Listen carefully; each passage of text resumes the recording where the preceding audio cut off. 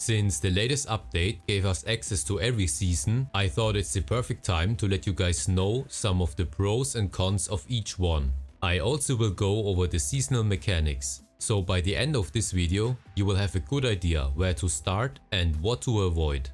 Starting out with the Season of Inferno. We will get a few pretty cool mechanics here.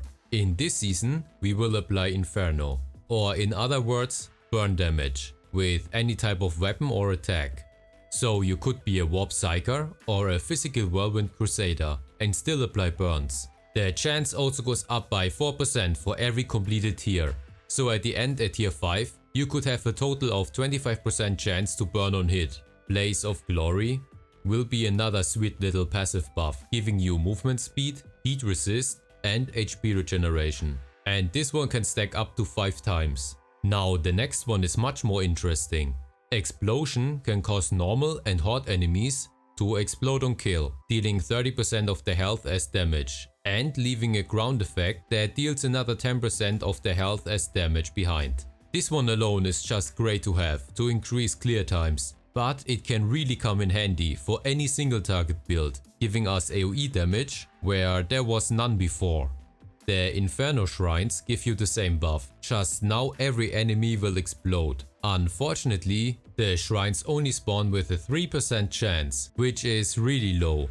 I can just hope that's a typo, and it's actually 30%. For cons, the biggest one has to be that Inferno enchants have been implemented to the main enchant pool, so the exclusivity of those mechanics is gone for the most part.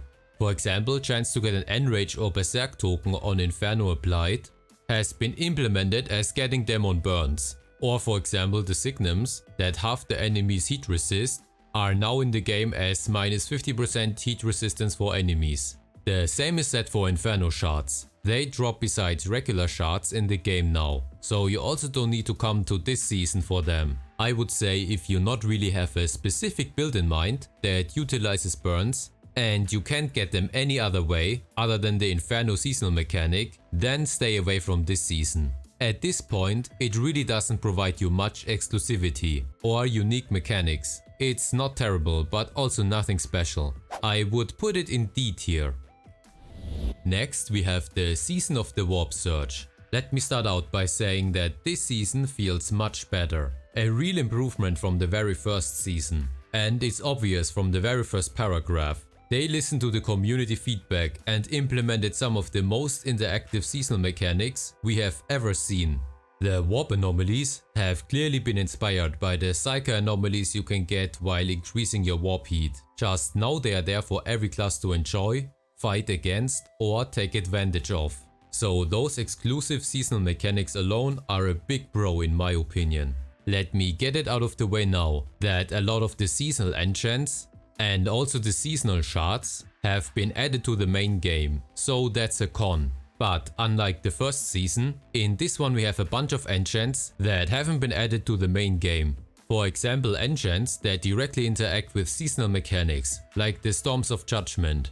The cool thing is that you can get this seasonal exclusive item and combine it with this seasonal enchant that has a chance to spawn warp flags on champion kills, which will allow you to have this enchant active on a non-seasonal character.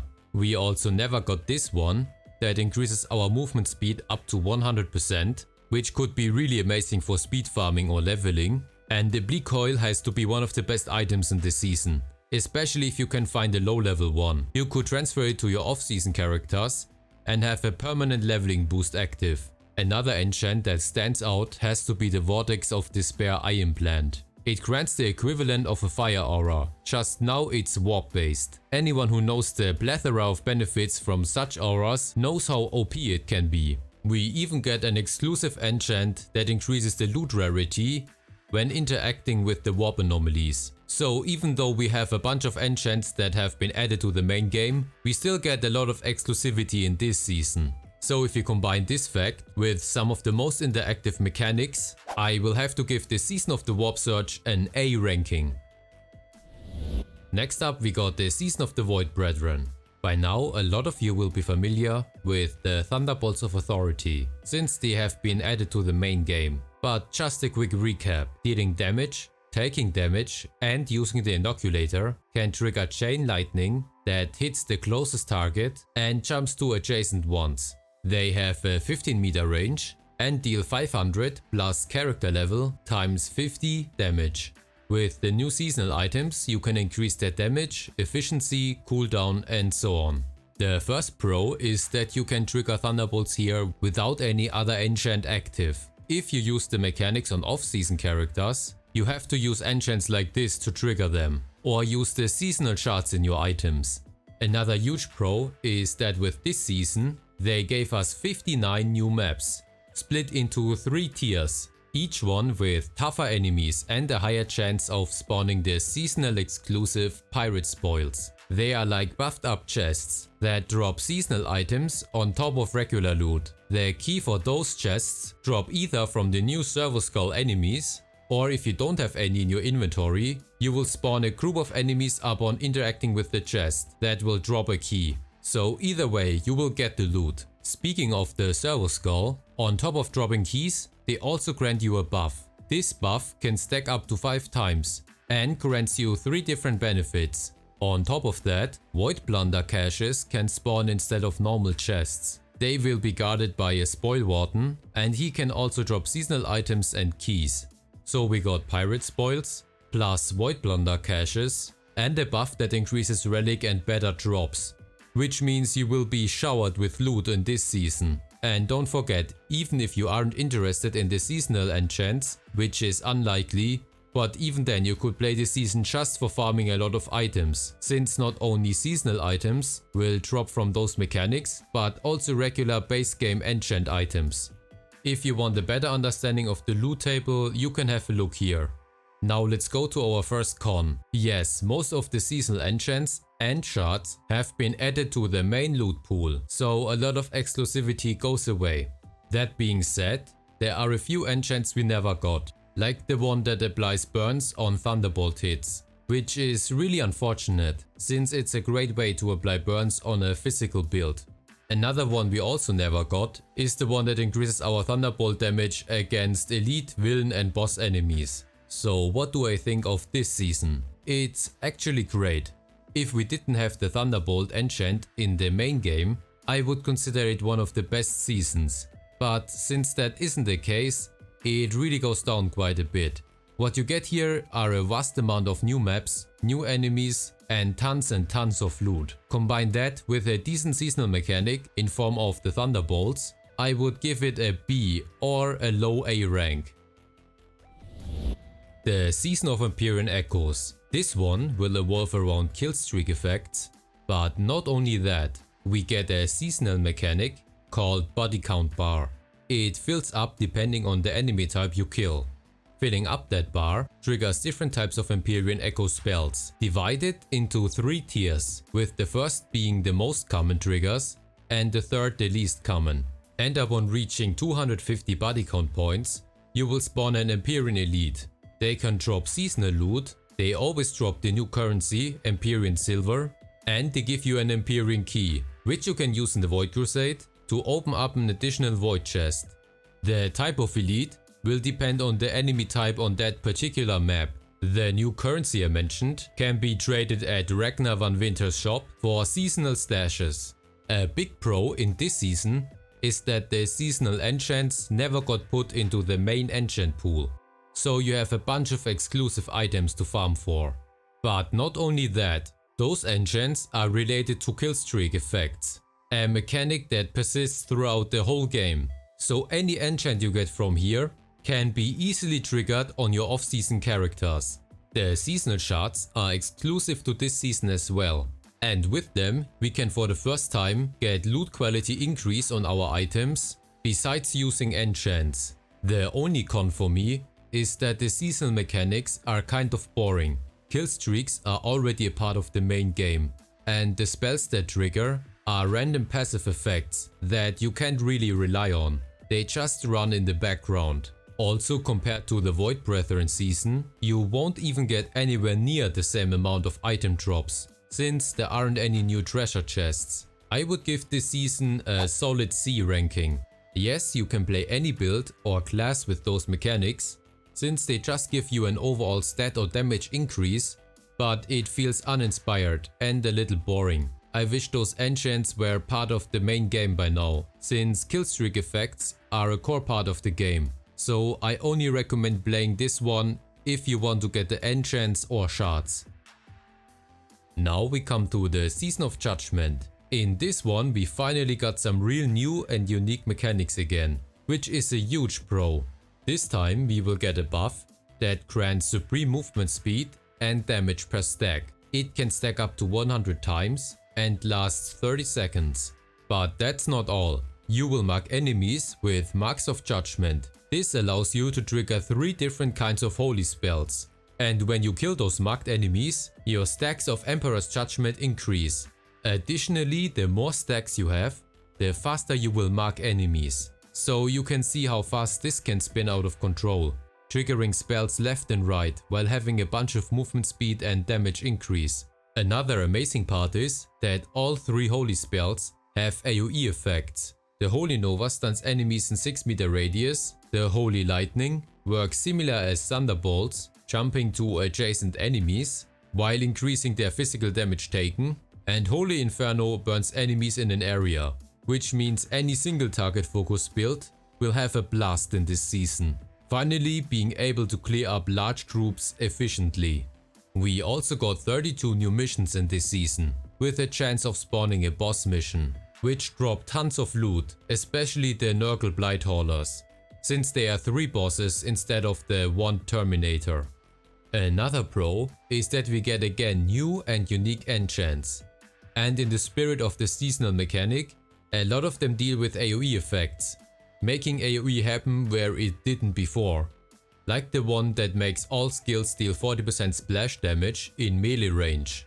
But even the ones that don't deal with AoE effects are great, like this one that makes constructs deal more base damage per active enrage token.